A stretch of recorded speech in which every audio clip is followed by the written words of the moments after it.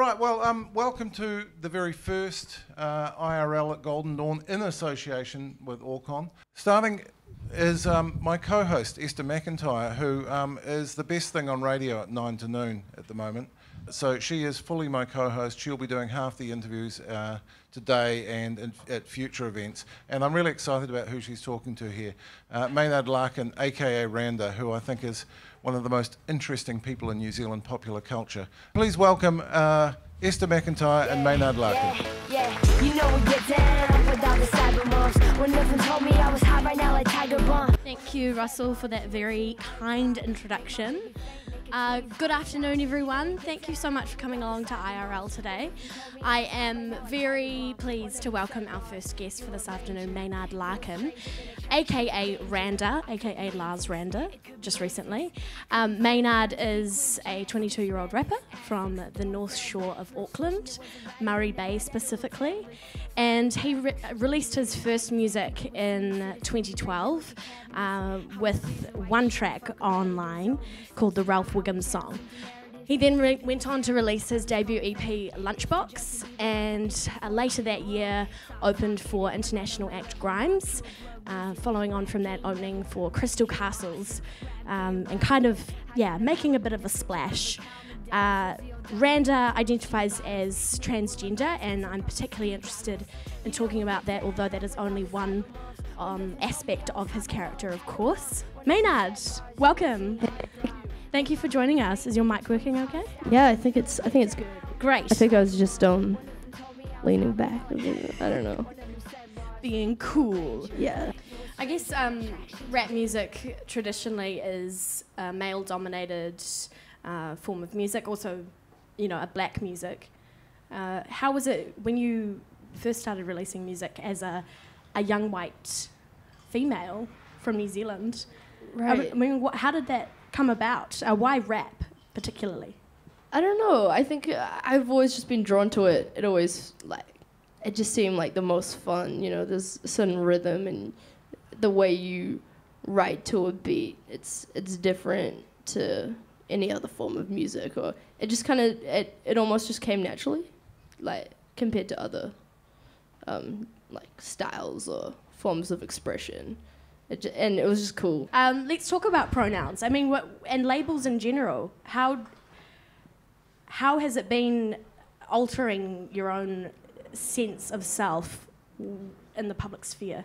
Transition is always an interesting process because it takes time, and you start with your family and your friends, and you kind of have a safe zone, and you ask people to refer to you a certain way, and then you kind of it makes you realize what feels right. You feel happy all of a sudden because of something so simple, and then with things being sort of public musically, it was kind of like this.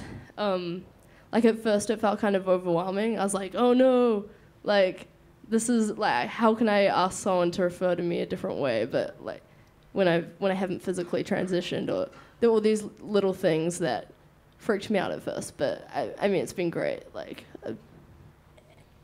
How do you feel about the transgender label? I mean, I guess as long as it's cool. I love to. I hope that I can represent the community and maybe someone who's 10 years old or something, and they're about to go through puberty, which is such a terrible time, I think, when you're trans, because nasty business. Yeah, maybe they'll see me and it can help, or I don't know. I think when information is presented in the right way, and it's not to sensationalize anything, but it's more just about what is real, life. That's cool. What is life? It's a big what question. What is life? Your music, let's talk about that a little bit. I guess there's a lot of personal experiences in there, like with most music. There's also a lot of pop culture references. Your obsession with pop culture is delightful. I love it. And in particular, American pop culture, sitcoms, wrestling, cereals, candy. Has that always been a part of your life? Yes. Yes. How did you first start listening to rap and why? Like my first experiences of hearing rap music, it was probably my brother playing like his burnt disc of Exhibit or like Eminem or something. Like, you know, something typical like that. And then when I finished high school, I started finding like Tyler the Creator and people from Odd Future, and then also Des Racist, some kind of underground San Francisco rappers, which were really cool. There was a guy named A1, and he created a mixtape with like remix beats from Nickelodeon, and then he would rap about like growing up and all the cool things that I was interested in. So I was just like, whoa, rap is the best. Like, I just want to listen to rap music right now. And yeah, I think that's kind of how I got inspired. Just, yeah, like really alternative, colorful artists. Like dudes who wore t-shirts with like kitty cats on them. I was like, wait, you're a rapper, but you do that? Okay, that's fun. You just released a new music video, which I love, by the way, where you play the role of a lifeguard, a rather creepy but besotted one. And how did you enjoy the acting experience of that? Because you feature highly. It was good. It was actually, we actually had rehearsals leading up to the video, and I didn't know this like till after we shot the real video. But my mom said, oh, I was talking to Jordan and he was a bit worried. Like, he said the acting wasn't so hot. And because I was so bad, and I'd look into the eyes of my co-star, and then I would just laugh, and then I'd make her giggle. And like, I'm 22, and then she's 16. She's like in high school, and she's very mature. And I just didn't, I was like, oh my goodness, this is going to be terrible. Like, everyone's gonna turn up, and it's gonna be a disaster because I don't know. But then when we did the real thing, it was so cold, like it was so freezing that it made it really easy to be serious. It turned out well. I love it. And how many collaborations have you done with that production company now? Thunderlips directors, Candlelit Pictures production. I think that was the 5th one, and we have one in a can. We've got some film in a can for a new video called Turtles, but we don't know what to do with it because I think we need to find a bunch of money or something. Yeah, it's expensive making videos. Absolutely. Do you have any plans to release any more material? LP, EP, or otherwise? I'm kind of midway through recording new work at the moment. I'm not sure what kind of project it will be in terms of, EP or album. But I did shoot another music video. I was supposed to stay in bed, but some Americans came over. They came from America, and they came over to my house, and they met my parents. And then we hung out for a little bit, and then they took me into town. No, actually, I took them to like a swampy place because they had these big army surplus, like they had these camouflage suits. And then they were like, where do you want to go now? And I was like, we should get fries. And they bought me fries. I was like, that's so kind. Like, I would have got fries anywhere. Food is absolutely the way to your heart, isn't it? Yes. And Americans, so it would seem. Like, if people want to trick, like, you have meetings. We're all in the world, and we have meetings sometimes, and they're kind of funny, and they're not going well. But if someone gave me a sandwich, then, like, you could just cancel the whole, like, talking part. Yeah, and then I'd just be like, cool, okay. Okay, we can do that. Or we can make you a sandwich. Or buy one. I made nachos today. Okay, good. Glad. I just wanted to say that. Thank you, Mainard Larkin, for joining us this afternoon. It's been such a pleasure to have you at the first IRL at Golden Dawn. Thanks, pal. The man next to me hardly needs any introduction because he's Ali Ikram, and you all know him as the guy that used to be on TV3. Where did you go to school? St Andrews College, which is a independent school. Was it ever an issue having a strange foreign name like Ali Ikram? Well, the thing about growing up in Christchurch in the 1970s was there were precious few Pakistanis there. So my family and I were our own ethnic group. And one of us was English. My mother was English, so only my father was full-blooded Pakistani. So it was something of life was something of a performance art piece. You know, what did Pakistanis do? Well, essentially what the Ikrams were up to. You know, so you know.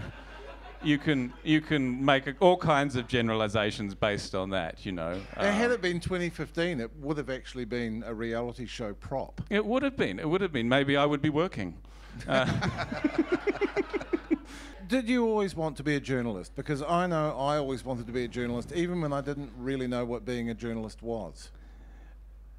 Journalism found me in a careers guidance session that I had in 7th form at St Andrews College. And the teacher who took it was Graham Ferry. He also did PE, so he was inexplicably also wearing a green tracksuit at the time that he was counselling me on the future direction of my life. And perhaps because my father was a cardiologist, he put in front of me a blue piece of paper with circles on it. These were all the jobs that you would do if you were good at science. So there was dentists, and there was pharmacists, and there was doctors, and that sort of thing. And I looked at all of the jobs, and none of them made any sense to me. And he said, "Well, what are you good at?" I said, "I like writing. I like words.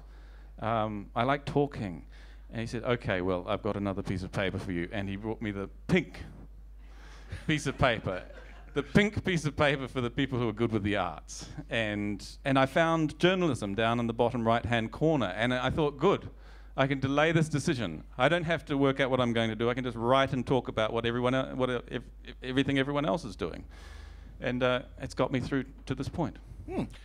On the other hand, though, journalism is a really tough trade at the moment. The digital revolution has not been kind to us. Do you think what's happened at TV3 is just the way things are going in the media because the squeeze is going on? Or is there something peculiar there? I think there's two major New Zealand media companies which are on the verge of either selling or floating, and the behaviour of companies when they're about to list is different from what it might be normally. In the CanWest days, TV3 played an exceedingly long game, and that's where all of the really cool things, I think, developed. You know, this evening of programming which started at 5 o'clock with The Simpsons, and then you had Home and Away, you had 3 News, Campbell Live, and then you had shows that were took a bit of a punt. You know, Brotown, Outrageous Fortune, programs that people years later will identify with and say, I'm a TV3 person. I'm a TV3 person because I think that programming said something about this country that you won't find overseas. And so there's this great period where they're playing the long game, and that's based on the fact that CanWest as a company believes that running a profitable number 3 is far better than running a losing number 1 in terms of money. And so you get to develop during that time, and some really interesting things happen. So what we have now, NZME and MediaWorks on the verge of listing, and they have to go out to the market and say, you're not buying a dinosaur. You're not buying a sunset company. You're buying a company that has a series of different assets which are all going to be leveraged against each other, and we're going to use the fact that we own a lot of radio and television, or in the case of NZME, newspapers and radio.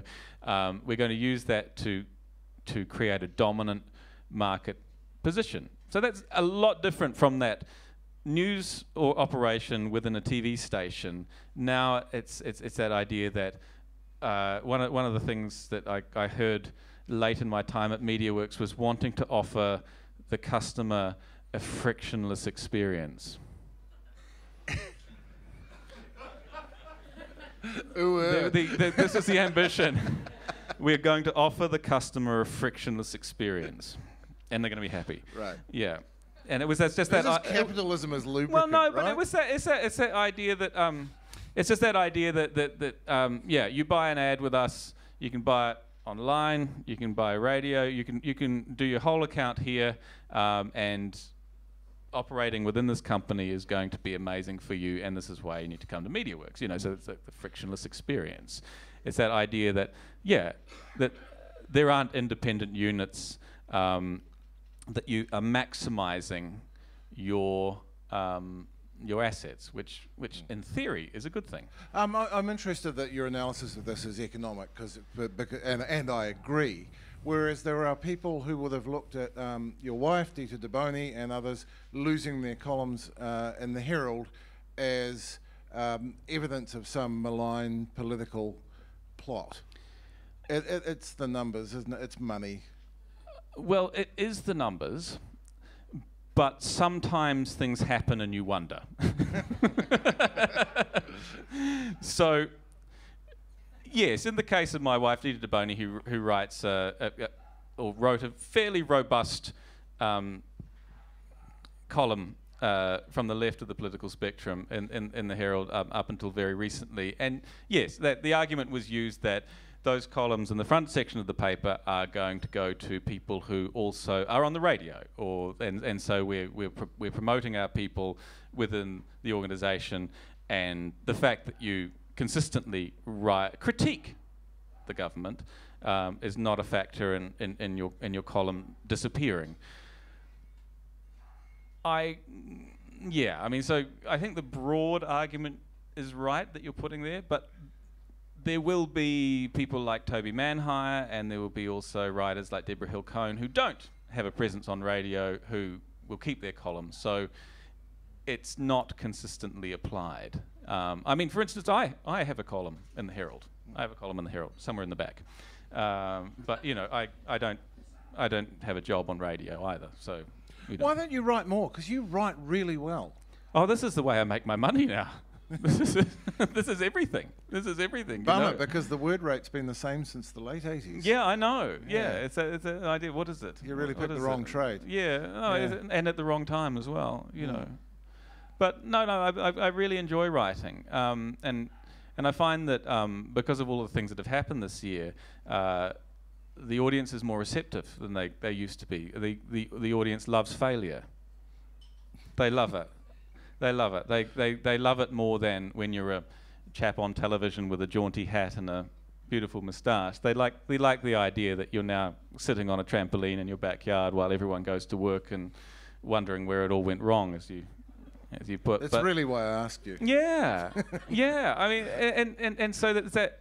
But you become your words, and you become your word, and you're your main character, and you end up. It's very strange, because I was visiting a school and I read some of my recent work, and I had never even thought about performing it in public. I'd never even contemplated that, and then you're going, oh no, this is the bit where I wrote where I wrote into the note of resignation that I strike in the world, that chime. I think everyone's got a chord they strike in the world, and that resounds through them. This is very deep. The big sigh. Yeah. Well, in my case, it's resignation. Right. You were resigned to your resignation. Well, no. That's sort of like just generally, before, independent of employment. And then you're reading it and you're performing it and you're going, this is actually my life. This is my life, and these are the words that I wrote, and they all mean absolutely 100%, every single one of them. And then, yeah, it's a strange relationship, but I think the audience appreciates it. It's honest. We need to wrap now, but I have one final question. What makes you optimistic about the media or the world in general? I'm optimistic because I see in the world things that I relate to. I felt that there was a special spirit around Campbell Live, especially in that last month. I felt people were saying to us very clearly that they want to be part of a community, that they do feel connected to the person next to them. They don't like being atomized. They want to have something where they can change the world for the better. And we got to do a little bit of that on the program, a little bit, and it felt really good. The show's gone, but I don't feel that spirit is gone. You know, you see it everywhere. You see it online when the double the quota campaign, you know. And so it's really, those are the things that make me feel less pessimistic. And also the great young people that come into the industry every day. And one of the things when I kicked for touch earlier this year, I never wanted to be that guy who sat on the sidelines and carped and said, well, it's never going to be as good as when I was doing it, that kind of thing, because it's very destructive. Because young people who come in the industry have the absolute right to have the same dreams and aspirations for their career as you had for yours when you arrived in the building. And the last thing I'd ever want to do would be dissuade people from that, because the world is yours. The world is yours, if you believe it. That was lovely. Thank you. Thank you very much, Ali Ikram. Cheers. We'll take another short break now, and then be back with an artist who actually also has been a journalist as well and still dabbles. Unfortunately, he gave that up for the only profession that has fared with the digital revolution worse than journalism. This is a song about a supernatural event which happened in Dunedin, where I am from, and in fitting style, it has a supernatural backing band.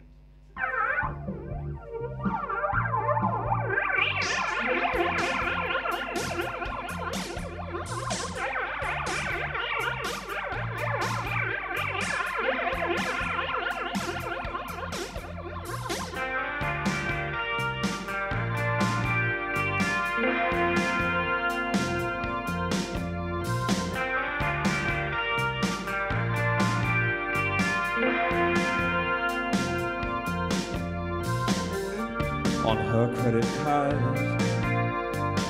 he bought the cheapest running shoes from Kmart and stripped to his underwear at the bottom of Mount Cargill in the park where Leaf Valley started, and shit, he could run now, jumping rivers and overgrown paths to the end of the tree line where the tussock started. The city became silent as if behind soundproof glass.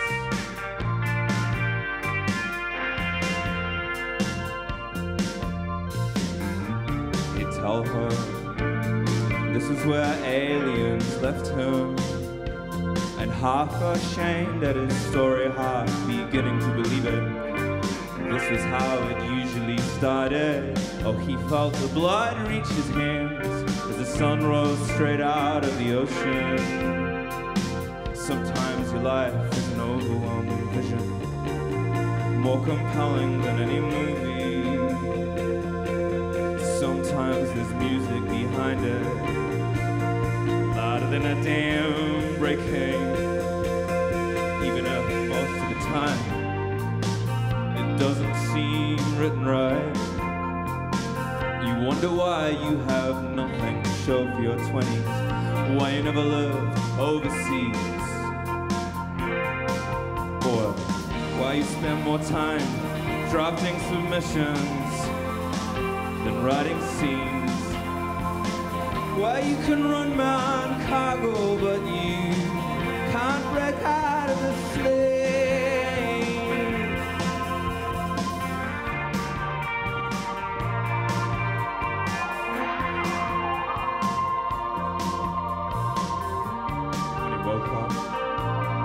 Taken his clothes, they'd moved him to a city where the sun rose from the south. At first he thought it was Sydney. They gave him an apartment and a tower, money to live on, and the things he remembered became art they could sell. All the false starts with lovers all became one act play.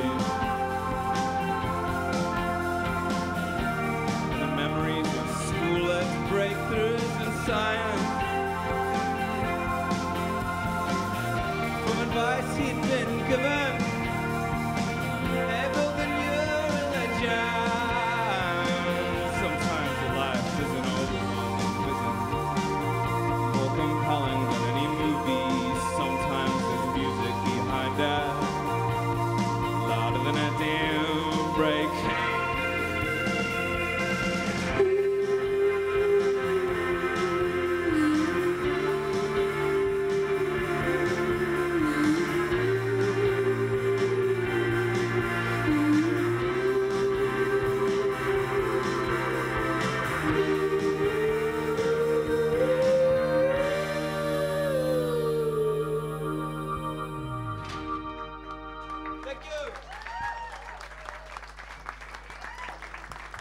Hello, welcome back to the final part of IRL at Golden Dawn in association with Orcon. This is the panel discussion, and I am pleased to say that you have come through with questions. This is a question from Trip Pony. In 2015, is releasing a sex tape still a valid way of launching my pop career? I'm throwing that to you, Maynard. I think it's a good way to launch a career in, like, creating jewelry. Or, like, and that's no offense to people who create jewelry, but I reckon, like, you know... Intimate jewelry? There was because there was a Kim Kardashian Ray J sex tape, right? Yeah, no, it was really boring. It was missionary. I didn't watch it, that's what I heard. She's not very adventurous. See, like... It just needs to be a boring one because you don't want people to not forget that your career was launched by your sex tape. Yeah, so you want it to be mundane enough for people to move on to your music. But Yes. But Trip Pony lends itself to a sex tape. You know, all sorts of names. Trick Pony, I think. You know, horsing about. Moving on. You do you, girl. You do you. My beehive is where is right for them, meaning the bees, but may terrify the neighbours. Should I move it or risk them freaking out? Risk them freaking out. Okay. Next question. Has the internet removed the need to engage meaningfully with ideas we disagree with by filtering content tailored to what we already like? It creates bubbles for us to live within and we only hear what we want. Panel? It's becoming something of a mirage that you're surrounding yourselves with opinions that you agree with. Though at the same time, you do come across things that you disagree with almost on a daily basis. So, you know, I mean, and half of the only way to preserve your sanity online often is just to disengage and not say, I think you're wrong, because you would spend your entire life doing that, you know? Yeah. Maynard, one for you. Another interesting question. What are the first tabs you open when you browse the internet? Oh, man. What an excellent question. Yeah. I don't know, I'm pretty basic, so I guess Facebook. Mm-hmm. It used to be this website called pwinsider.com, and you would go in there, and there'd be a list of all the latest behind-the-scenes... sex videos. No. It was like all the things that happened behind, like, backstage of wrestling, like who were people... Who was John Cena actually dating? And people would upload photos from, like, clubs in Ohio of, like, the wrestlers going out after the matches and hanging out with the divas. It was great. What made you stop visiting that site? I stopped watching wrestling. Oh. Yeah. Because once you grow up, it's always better back in the day. You know, it's not the same nowadays. Okay, next question. Is the flag debate a distraction from a discussion we should be having on republicanism and ditching our royals? I'm going to answer that first. I think one of the problems with the so-called flag debate we've been having is that it comes out of no social groundswell. There is no public mood for anything. I'm not at all averse to changing our flag, but it's something that's been ordained, and I think we are paying the penalty for there having been no public conversation. I think the flag consideration panel has chosen the wrong flags that do not even meet their criteria, and I am vainly hopeful that perhaps there can be a groundswell behind the red peak flag, which I like and would be better than any of the final four, which I think are a tragedy and make me sad. Fugly is the word. Anyone else got a flag opinion? I agree with you, Russell, and I also think it's interesting that the four top designs, although are very fugly, let's put that to one side, none of them have the Union Jack, and so we're kind of saying immediately that we're letting go of our ties to the Commonwealth without having that discussion at all. It just feels really rushed and,